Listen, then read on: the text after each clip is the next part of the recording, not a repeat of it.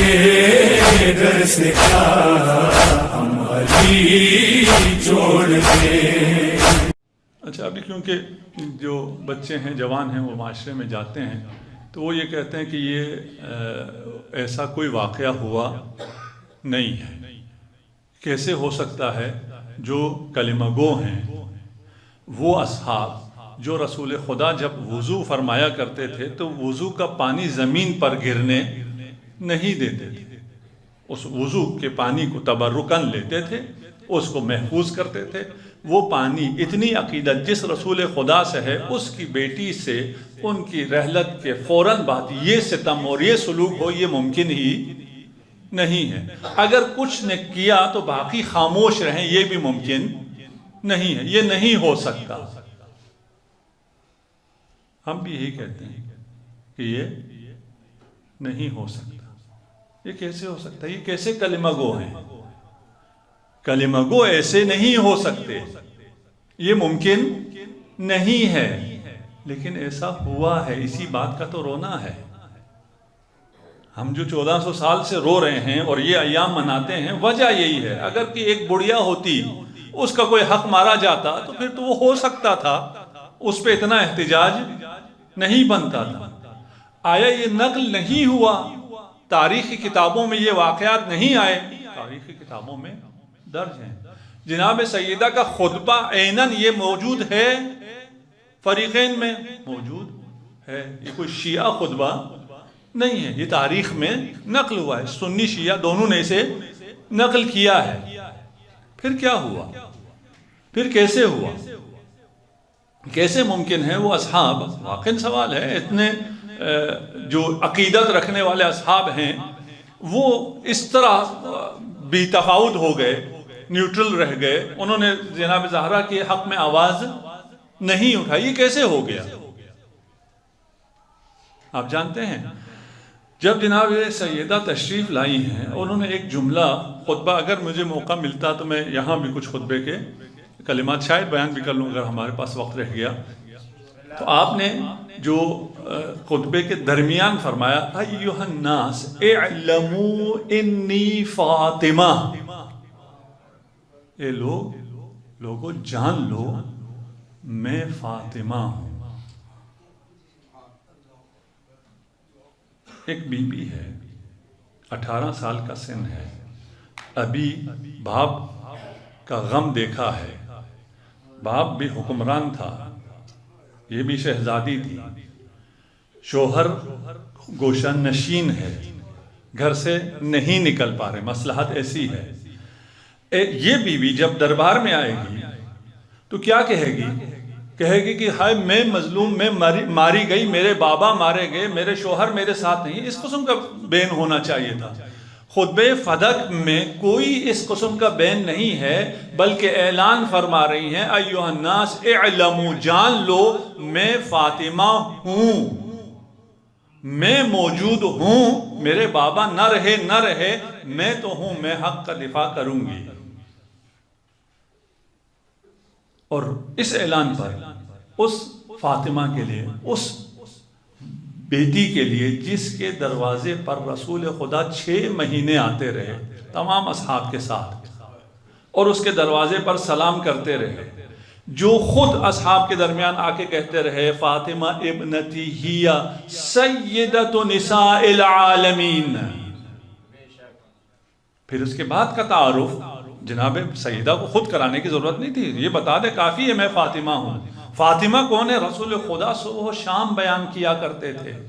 ہی قلبی التی بین جنبی، فاطمہ میرا وہ قلب ہے جو میرے 2 جنب، 2 پہلوؤں کے درمیان دھڑکنے والا دل فاطمہ ہے.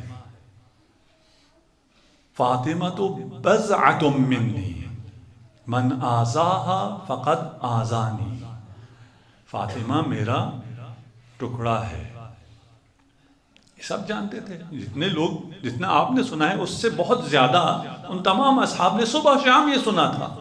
رسالت مآب کا فرض منصبی تھا. ایک باپ اپنے بیٹی کا تعارف نہیں کرا رہا تھا، ایک رسول اپنی رسالت کا اعلان کر رہا تھا، جانو یہ میری بیٹی ہے، یہ صرف میری بیٹی نہیں ہے، یہ میرا دل ہے، قلب ہے۔ قلب سے مراد یہ صنوبری عضو ہے یہ نہیں ہے، بلکہ میرے دو پہلو رسول کا پہلو یہ ایمن علم ہے اور پہلو یہ ایسر عمل ہے۔ علم و عمل رسول کے درمیان دھڑکنے والا وہ مرکز جس مرکز ادراک رسول پر وحی نازل ہوا کرتی تھی وہ فاطمہ ہے۔ اعلموا انی فاطمہ، جان لو میں فاطمہ ہوں۔ یہ سیدۃ نساء العالمین، یہ سیدہ نساء عالمین ہے۔ ابن عباس آگے بڑھے، کہا اہی سیدۃ نساء عالمہا، کیا یہ اپنے زمانے کے جو مؤمنات ہیں ان کی سیدہ ہیں؟ فرمایا تلکا مریم بنت عمران، وہ تو مریم بنت عمران ہے۔ ہی سیدۃ نساء العالمین من الاولین الی الاخرین۔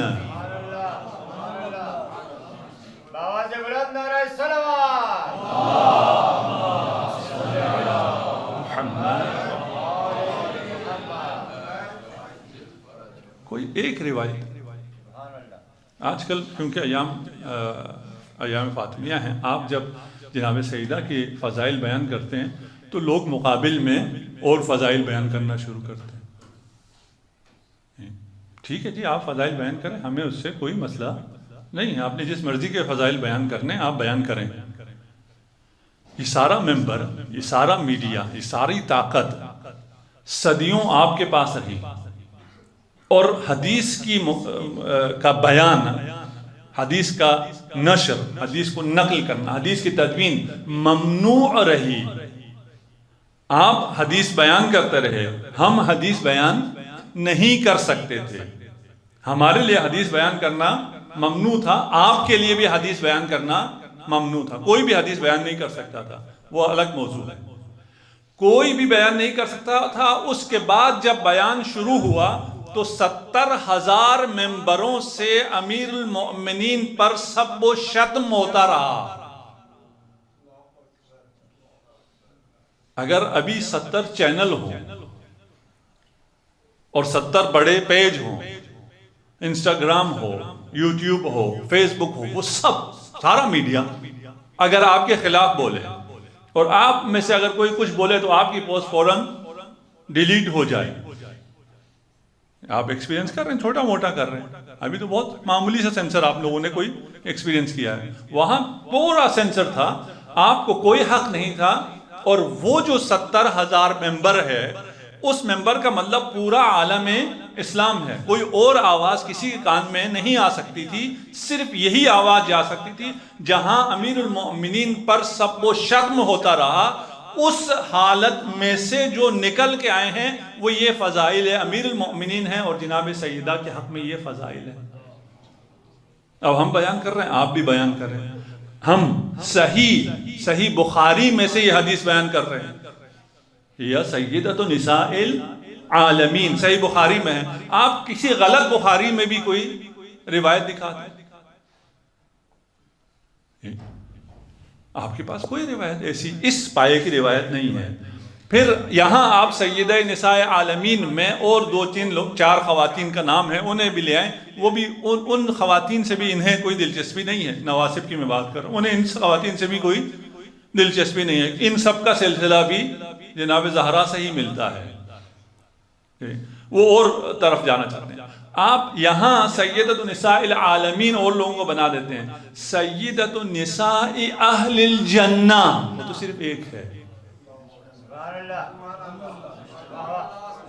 سیدۃ النساء اہل الجنہ کو دوسرا ہو سکتا ہے؟ نہیں ہو سکتا، کیوں؟ وہاں اولین و آخرین نہیں ہے، جنت میں تو سب ہیں، وہاں جو سب سے برتر ہے وہ جناب زہرا ہیں، سلام اللہ علیہ، صلوات پڑھ دیجئے محمد و آل محمد۔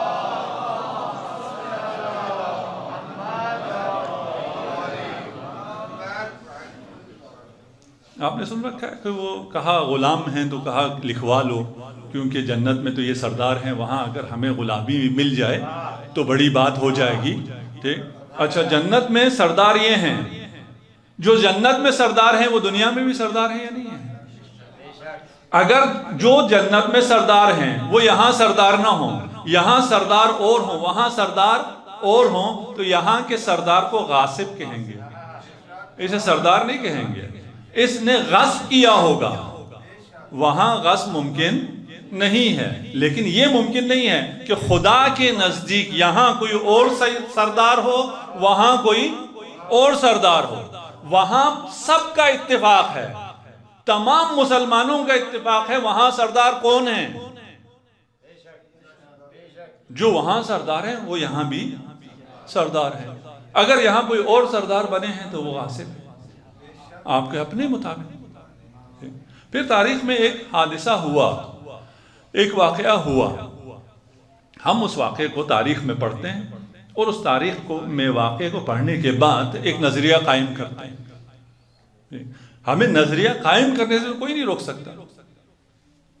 اس نظریے کے برملا اظہار پر، وہ بھی کسی اس انداز میں جس سے آپ کی دل آزاری ہوتی ہو، وہاں چلیں. ہم بھی مان لیتے ہیں آپ کہ ہم نہیں کرتے وہ کام. ہم برملا ابھی نام بھی نہیں لیتے اور کوئی سب و شتم بھی نہیں کرتے، لیکن واقعیت بتا سکتے ہیں یا نہیں بتا سکتے؟ کیا ہوا یہ بتا سکتے ہیں یا نہیں بتا سکتے؟ اس کے بارے میں ہمارا نظریہ کیا ہے؟ یہ نظریہ قائم کر سکتے ہیں یا نہیں کر سکتے؟ ہم سے کہتے ہیں نہیں، آپ نظریہ قائم نہیں کر سکتے. کیوں؟ گستاخی ہو جاتی ہے. اگر آپ یہ نظریہ قائم کریں گے تو کچھ لوگوں کے ساتھ گستاخی، کچھ کے شان میں گستاخی ہو جائے گا. کچھ لوگوں کی شان میں گستاخی ہو جائے، کیا فرق پڑتا ہے؟ وہ عام لوگ نہیں ہیں، وہ اصحاب رسول ہیں.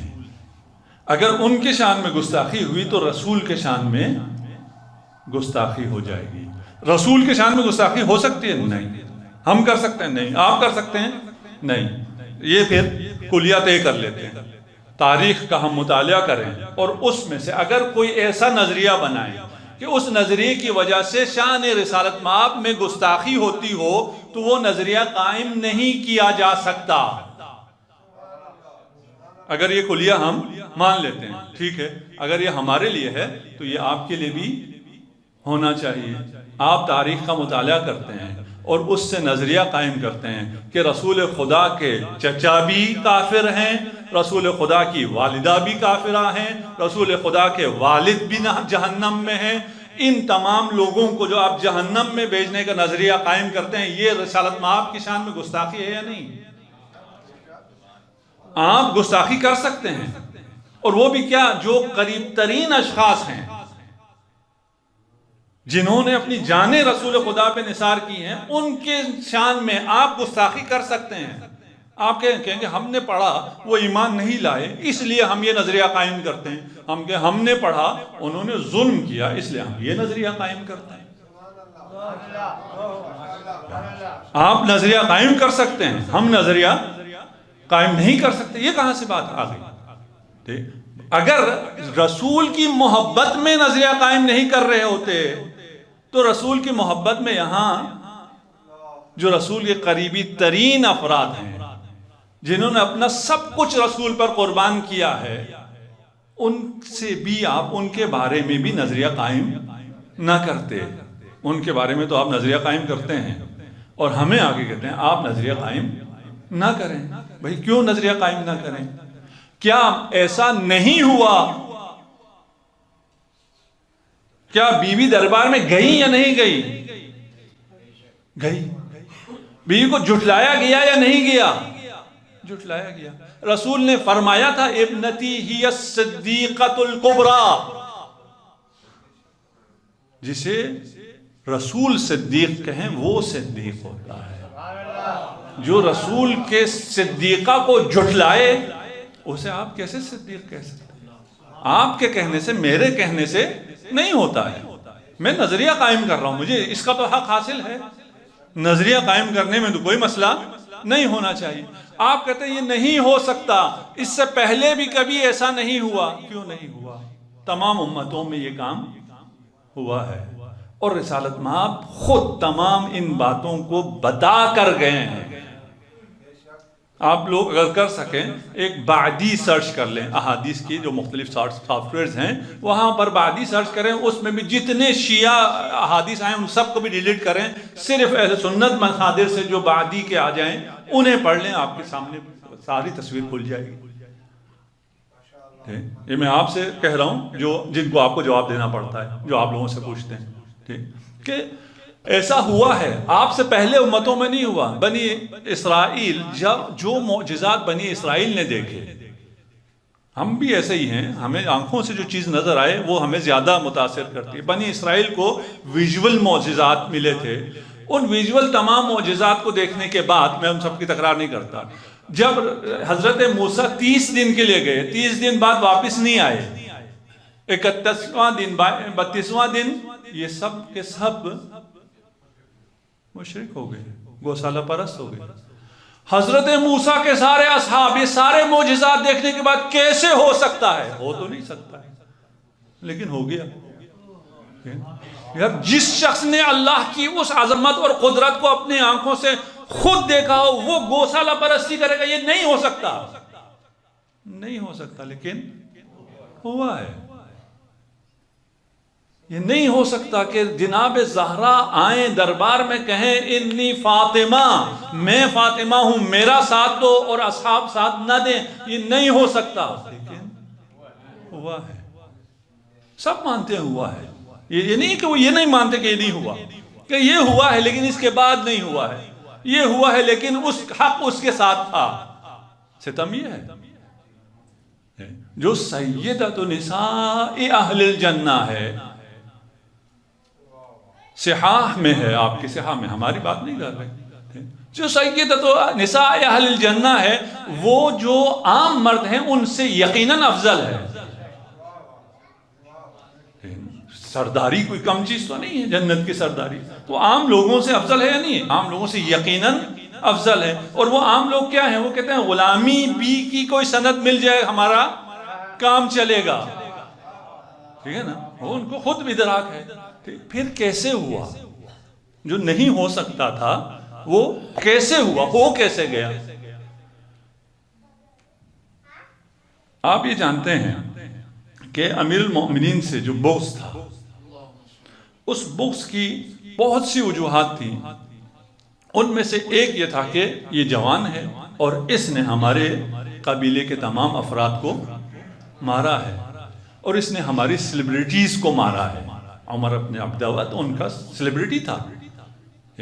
آج کل بچے جتنا عشق کرتے ہیں، کتنا چاہتے ہیں، خواہ مخواہ ایک احمق ہے کوئی جس کا نہ کوئی دین ہے نہ دنیا ہے، نہ حتی دنیا کی بھی کوئی تعلیم نہیں ہے، بس سیلیبریٹی ہو جائے تو بچے اسے فالو کرنا شروع کر دیتے ہیں۔ یہ جو سارے جو اس کے پیج دیکھتے ہیں پتہ نہیں کیا کیا کرتے ہیں، وہ جس کی کہانیاں سنا سنا کر ان کو پالا تھا ماؤں نے، ان سب کو امیر المومنین نے مار دیا۔ اس لیے امیر المومنین سے نفرت تھی۔ کچھ لوگ ایسے جمع ہو گئے تھے، آپ کو ایک چیز اور بتاتا چلوں، تھوڑا سا وقت میں کم لینا چاہ رہا تھا، کہ جو اہل کتاب ہیں مخصوصاً یہود، وہ منتظرین میں سے تھے، جیسے ہم آج منتظرین میں سے ہیں، وہ اس وقت منتظرین میں سے تھے، اور ہم سے زیادہ منتظر تھے۔ ہمیں پتا ہے امام زمانہ کہاں سے ظہور فرمائیں گے، ہم وہاں جا کے آباد ہوئے نہیں۔ انہیں پتا تھا کہ آخری نبی کہاں ظہور فرما ہوں گے، وہ وہاں جا کے آباد ہو گئے تھے، وہ مدینہ کے اطراف میں آ کے اسی لیے آباد ہوئے تھے۔ اور جب مشرکین سے جنگ ہوتی تھی، ان کی لڑائی ہوتی تھی، تو وہ کہتے تھے جب ہمارا آنے والا آئے گا تب تمہیں دیکھ لیں گے، وہ منتظرین میں سے تھے۔ لیکن جب حضرت تشریف لائے اور ان کی جو مفادات تھے، ان کے ساتھ مفادات رسالت مآب کا، اسلام کا مفاد اور ان کا مفاد آپس میں ٹکرا گیا، تو ان لوگوں نے انکار کر دیا۔ وَإِلَّا یہ خوب جانتے تھے، دقیق پہچانتے تھے، تمام اوصاف انہیں معلوم تھے، اس کے باوجود یہ اسلام نہیں لائے۔ کچھ لوگ اسلام لے آئے کہ ہم ان کے ساتھ رہیں گے اور اس اقتدار پر قبضہ کر لیں گے. یہ لوگ یہود کے ساتھ رابطے میں رہتے تھے اور یہود انہیں بتایا کرتے تھے جب تک یہ رسول ہے تب تک تو تمہیں حکومت نہیں مل سکتی، جب یہ پردہ فرما جائیں اس کے بعد کچھ ہو سکتا ہے.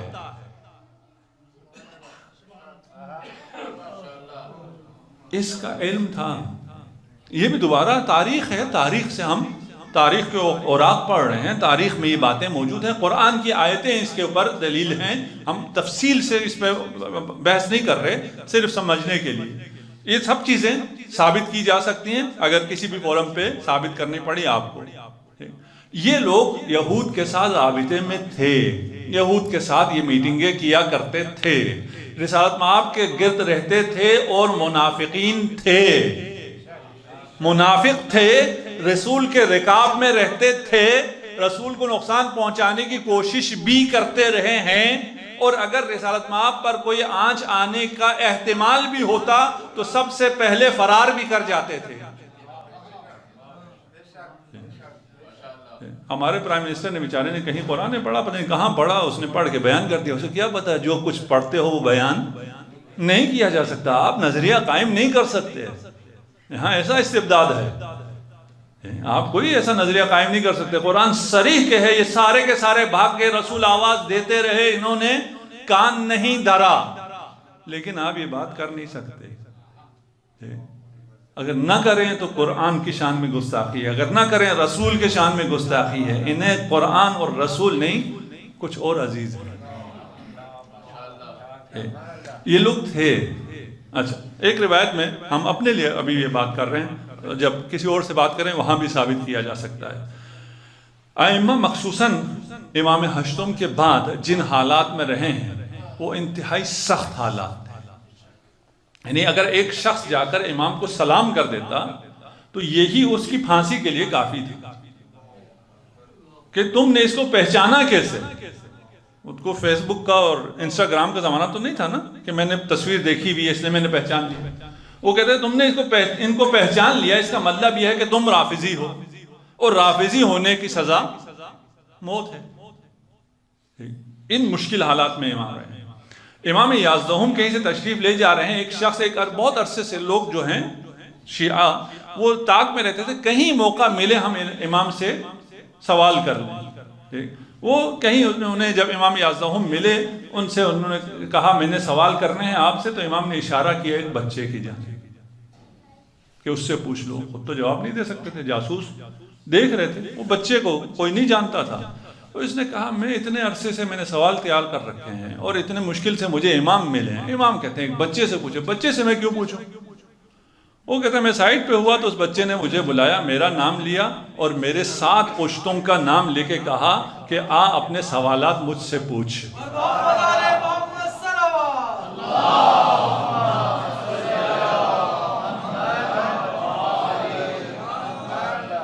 وہ شخص کہتا ہے کہ یہ جو مجھے جانتا ہے، میرے 7 پشتوں کو جانتا ہے، یہ یقیناً میرے سوالات کے جوابات بھی جانتا ہے. اس کے 40 سوال تھے، اس میں سے ایک سوال یہی تھا یہ کیسے ہوا؟ رسول خدا کے بعد یہ سارے اصحاب کیسے منحرف ہو گئے؟ تو امام نے فرمایا ان اصحاب میں منافقین تھے جو کہ اہل کتاب سے رابطے میں تھے اور اہل کتاب کی پلاننگ کے مطابق یہ منتظر تھے اس لمحے کے کہ جس لمحے رسالت مآب کی آنکھ بند ہو جائے اور یہ اقتدار پر قبضہ کر لے. اس حالت کے بعد جناب زہرا آ رہی ہیں اور فرما رہی ہیں اعلموا انی فاطمہ، جان لو میں فاطمہ ہوں. آپ کی آواز پر کتنے لوگوں نے لبیک کہی؟ کسی نے بھی نہیں. آپ خاموش، سب خاموش رہے. کیوں سب خاموش رہے؟ اس لیے کہ لوگوں کی اکثریت اپنے مفادات کے لیے تو بولتی ہے، اس کے علاوہ نہیں بولتی. خطبہ آپ پڑھیں گے خطبہ، اس لیے میں اس میں سے ایک فراز پیش کر دیتا ہوں. خطبے میں جہاں توحید بیان کی ہے، ہم نے تقریباً کوئی 3 گھنٹے خطبے پہ کام کیا 2 سیشنز میں، اور اس میں جہاں تک ہم پہنچے وہاں تک کوئی فدق کا تذکرہ نہیں آیا۔ یہ خطبہ فدقیہ نہیں ہے، یہ خطبہ فلکیہ ہے۔ فدق تک بہانا ہے، توحید، ایسی توحید بیان کی جا رہی ہے خطبہ فدق میں کہ اس کی نظیر یا نہج البلاغہ میں ملے گی یا خطبہ فدقیہ میں ملے گی، اور کہیں بھی نہیں۔ کوئی اس کو سن کر کوئی سیکھ ہی نہیں سکتا اس قسم کا خطبہ۔ توحید، اس کے بعد رسالت، اس کے بعد فلسفہ احکام بیان فرماتی ہے۔ جعل اللہ ایمانا تنزیہا من الشرک، ایمان کو اس لیے قرار دیا ہے کہ آپ کا دل شرک سے پاک رہے۔ نماز کو اس لیے قرار دیا ہے تاکہ آپ تکبر سے بچے رہیں۔ نماز تکبر سے بچاتی ہے، شرک، ایمان شرک سے بچاتی ہے۔ اس کے بعد روزہ اور تمام جو باقی احکام ہیں، فلسفہ احکام کے بیان پر ایسی جامع روایت اور کہیں بھی نہیں۔ علل الشرائع شیخ مفید نے لکھی ہے، وہ مختلف احادیث کو جمع کیا ہے، لیکن ایک ہی حدیث میں ایک ہی جگہ یہ تمام فلسفہ احکام بیان ہوئے ہوں، حج اور روزے اور زکوٰۃ اور نماز سب کا، یہ کہیں نہیں ہے، صرف اسی خطبے میں ہے۔ اور یہاں پھر ایک جملہ ہے کہ اطاعتنا نظاما للملہ،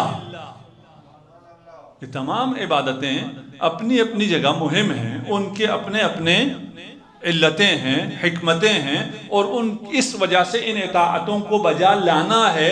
لیکن تمام اطاعتیں بجا لاتے رہو، اگر ہماری اطاعت نہ ہو تو اس دین کا نظام ہی باقی نہیں رہے گا۔ اس دین کا عمود اور ستون ہماری اطاعت ہے۔ وَإِمَامَتُنَا نَجَاتٌ مِّنَ الْفُرْقَةِ، اور ہماری امامت ہی تمہیں تفرقہ بازی سے نجات دلا سکتی ہے۔ جناب سیدہ جانتے ہیں کیا فرما رہی تھی کہ تم یہ سمجھتے ہو، اس وقت کے اصحاب، تم یہ سمجھتے ہو کہ ہم نماز پڑھتے رہیں گے، روزہ رکھتے رہیں گے، باقی ساری عبادتیں کرتے رہیں گے تو ہم اپنا ثواب اور اپنے تکامل کا سلسلہ جاری رکھیں گے۔ ایک رائے اور ووٹ دینے میں حکومت میں جس مرضی کے ساتھ ہو جائیں اس سے کیا فرق پڑتا ہے؟ ایسا نہیں ہے۔ وہ یہ سمجھتے تھے، جو ساتھ نہیں دیا، جو خاموش رہے، وہ یہ سمجھتے تھے ہم پھر بھی مسلمان ہیں، ہم نے اگر اہل بیت کا ساتھ نہ دیا تو ایک حکم کی ہم نے مخالفت کی، باقی 99 حکم ہم مان لیں گے، ہماری دنیا کا کام یہاں ٹھیک چل رہا ہے، ہمارے مفادات یہاں، کیونکہ وہاں ثقیفہ جب برپا ہوئی ہے وہاں پہ ساری پھر بارگیننگ ہوئی ہے، ہر شخص نے اپنے اپنے مفاد حاصل کیے ہیں، اور پھر ہر پارٹی کو وزارتیں ملی ہیں، جو بھی اختیارات ملے ہیں، اس کے بعد سلسلہ آگے چلا۔ امیر المومنین کو ملنے تو ان کو کیا ملنا تھا؟ کچھ بھی نہیں ملنا۔ کیوں یہ امیر المومنین کے گرد جمع ہو جائے؟ یہ سمجھتے تھے کہ ہم اپنا روزہ، نماز اور سب چیزیں برقرار رکھیں گے۔ جناب زہرا فرما رہی ہیں کہ کچھ بھی برقرار نہیں رہے گا اگر ہماری اطاعت نہ رہے۔ اطاعتنا نظاما للملہ، یہ ملت، یہ امت ہماری اطاعت پر ہی استوار ہو سکتی ہے، وَإِلَّا استوار نہیں ہو سکتی۔ یہ سمجھتے تھے، اور اسی سمجھ کی وجہ سے وہاں وہ خاموش رہے، اور اس خاموشی کی وجہ سے یہ مسئلہ پیش آیا، یہ حادثہ پیش آیا، اور یہ خاموشی جب آگے بڑھتی ہے تو پھر خیانت میں تبدیل ہو جاتی ہے۔ اور امام حسن عسکری علیہ السلام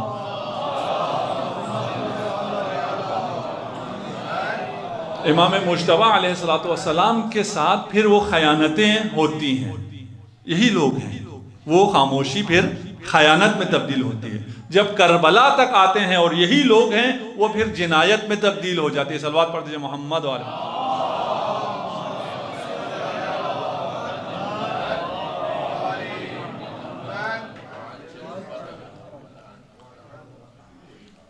یہ اپنے مفادات کے لیے، دنیاوی مفادات کے لیے اس ٹولے کے ساتھ ہو گئے یا خاموش رہے، اور اس کے بعد اس ٹولے کے ساتھ ان مفادات کی اتنی قربت بڑھتی چلی گئی، ان کی پارٹی ان کے ساتھ ایسے جڑتی چلی گئی کہ ایک خاتون دوبارہ صدا دیتی ہے، اور اس کی آواز پر اونٹ کے گرد 30,000 لوگ جمع ہو جاتے ہیں۔ وہ بھی امیر المومنین کے خلاف. ایک خاتون اگر رسالت مآب سے محبت کی وجہ سے ہے تو یہ رسالت مآب کی بیٹی آ رہی ہے, بضعۃ الرسول آ رہی ہے, سیدۃ نساء اہل الجنہ آ رہی ہے, اور تمہیں دعوت دے رہی ہے. کوئی ایک بھی جواب دینے والا نہیں ہے. ایک خاتون اور آتی ہے, اس کے گرد 30,000 لوگ جمع ہو جاتے ہیں. یہ رسول کی محبت میں جمع ہوئے ہیں, یہ رسول کی محبت میں جمع نہیں ہوئے ہیں. آج بھی رسول کی محبت میں نام نہیں لیا جاتا, آج بھی رسول کی محبت نہیں ہے. رسول کی محبت میں ایک بات میں اور آپ لوگوں سے واضح اور اوپن کر دیتا ہوں, جو شخص بھی رسول کی محبت میں جس کو بھی مقدس سمجھے اس کو اس سے بڑھ کر آپ مقدس سمجھے. ہمیں اس سے کوئی کام نہیں ہے, ہمیں رسول کی محبت سے, ہمیں رسول سے محبت ہے. رسول کی محبت میں ہم ہر شخص کو چاہیں گے. اگر دوسرا رسول کی محبت میں کسی کو چاہ رہا ہے, ہم بھی اس شخص کو چاہیں گے, اور ہم ایسا کرتے ہیں. ایسا ہم کرتے ہیں. 40 پہ آپ لوگ گئے جی؟ الحمدللہ گئے جی. وہاں کوئی کسی سے پوچھتا ہے تم کون ہو, تمہارا عقیدہ کیا ہے, تم کہاں سے آئے ہو؟ نہیں. ہمیں یہ پتا ہے یہ حسین کا زائر ہے, اس کے دل میں حسین کی محبت ہے, بس ہمارے لیے یہی کافی ہے. اگر رسول کی محبت میں جس کو بھی چاہو, ہم تمہیں بھی چاہیں گے, اس کو بھی چاہیں گے. مسئلہ یہ ہے کہ رسول کی محبت میں نہیں ہے. اگر رسول کی محبت میں ہوتا تو جناب سیدہ کے ساتھ کوئی 2 لوگ کھڑے ہو جاتے. جناب سیدہ کے ساتھ کھڑے نہ ہونے والے 30,000 لوگ اونٹ کے گرد جمع ہو جاتے ہیں, ان میں سے 13,000 لوگ فی النار بھی ہو جاتے ہیں. کیسے ہو سکتا ہے؟ خلیفہ راشد کے ساتھ جنگ ہو سکتی ہے؟ نہیں ہو سکتی. یہاں ہو سکتی ہے, ادھر ہو سکتی ہے. کوئی ملاک اگر آپ خلیفہ راشد, آپ کے بقول کہہ رہا ہوں, خلافت راشدہ کا, خلیفہ راشد کا کوئی اگر احترام ہے, اس کے خلاف کوئی نظریہ قائم کرنا, اس کے خلاف بولنا, اس کے خلاف تلوار اٹھانا ممنوع ہے, تو منع کیجئے. آپ منع کریں, ہم بھی منع ہو جائیں, اور ہمیں بھی منع کر لیں, پھر ہمارا تو مسئلہ حل ہو جائے گا. آپ ان سب کو اگر منع کر سکیں, جو ہمیں آپ کافر کہتے ہیں انہیں پھر آپ کافر کہہ دیں, ہمیں مسئلہ ہی کوئی نہیں. پھر ہمیں کافر کہنے کی ضرورت ہی نہیں. ہم یہ کہہ رہے ہیں جو بھی آپ نظریہ قائم کریں, جو بھی آپ اصول اور ضوابط طے کریں, سب جگہ طے کریں, ہم حاضر ہیں. تاریخ سے کوئی بھی درس نہیں لینا ہے, تاریخ کے مقابل آنکھیں بند کرنی ہیں, آپ بند کر دیں, ہم بھی بند کر دیں. رسول کی محبت میں اگر آپ امہات مومنین پر مر مٹنے کے لیے تیار ہیں, ہم بھی مر مٹنے کے لیے تیار ہیں. لیکن رسول کی اکھلوتی بیٹی جو اس خطبے میں آ کے کہہ رہی ہے کہ تم میں سے کوئی بھی شخص ایسا نہیں ہے جس کا باپ محمد مصطفیٰ ہو.